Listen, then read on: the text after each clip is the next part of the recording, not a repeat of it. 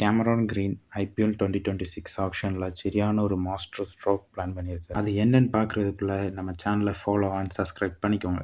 சரி வாங்க வீடியோக்குள்ளே போகலாம்.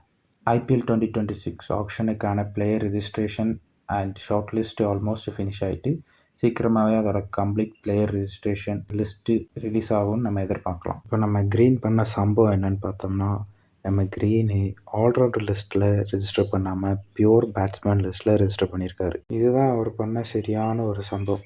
ஏன்னு கேட்டிங்கன்னா, ஆக்ஷனில் எப்போவுமே மார்க்கி செட்டுன்னு ஒன்று இருக்கும். அதில் பார்த்தீங்கன்னா எப்போவுமே டாப் பிளேயர்ஸ் வராங்க. லைக் இப்போ போன ஆக்ஷனில் ரிஷப் பண்ட், ஸ்ரேயஸ் ஐயர் இவங்கெல்லாம் வந்த மாதிரி.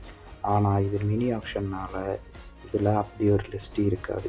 இதில் டைரெக்டாகவே பேட்ஸ்மேன், ஆல்ரவுண்டர் அண்ட் பவுலர்ஸ்ன்ற ஒரு லிஸ்ட் மட்டும்தான் இருக்கும். நீங்கள் கேட்கலாம், இப்போ இதனால் க்ரீன் என்ன அப்படி பெரிய சம்பவம் பண்ணார் அப்படின்னு. ஸோ மார்க்யூ செட் இல்லாதனால பேட்ஸ்மேன் லிஸ்ட் தான் ஃபஸ்ட்டு வரும்.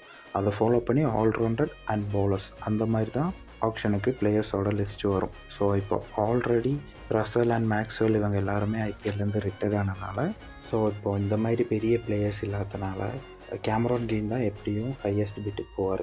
அது கழிஞ்சு பெரிய பிட்டுக்கு போகிறது பார்த்திங்கன்னா நம்ம லிவிங்ஸ்டன் இல்லை வெங்கடேஷ் ஐயர் அந்த மாதிரி பிளேயர்ஸ் தான் போவாங்க. ஆனால் அவங்களுமே இப்போது ஆல்ரவுண்டர் லிஸ்ட்டில் தான் ரெஜிஸ்டர் பண்ணியிருக்கு. இதனால் க்ரீனுக்கு என்ன அட்வான்டேஜ்னு பார்த்தோம்னா, அவர் எதிர்பார்த்ததை விட ஹையஸ்ட் பிட்டுக்கு அவரால் போக முடியும். ஸோ எனக்கு தெரிஞ்சு இப்போது ஆக்ஷனில் ஹையஸ்ட் பர்ஸோடு வர்றது சிஎஸ்கே அண்ட் கேகேஆர் தான். ஸோ எப்படியும் இவங்க 2 பேரில் ஒரு ஆள் அவரை எடுக்க சான்ஸ் இருக்குது. மேக்ஸிமம் கேகேஆர் எடுக்கிறதுக்கு சான்ஸ் கூடுதலாக இருக்குது.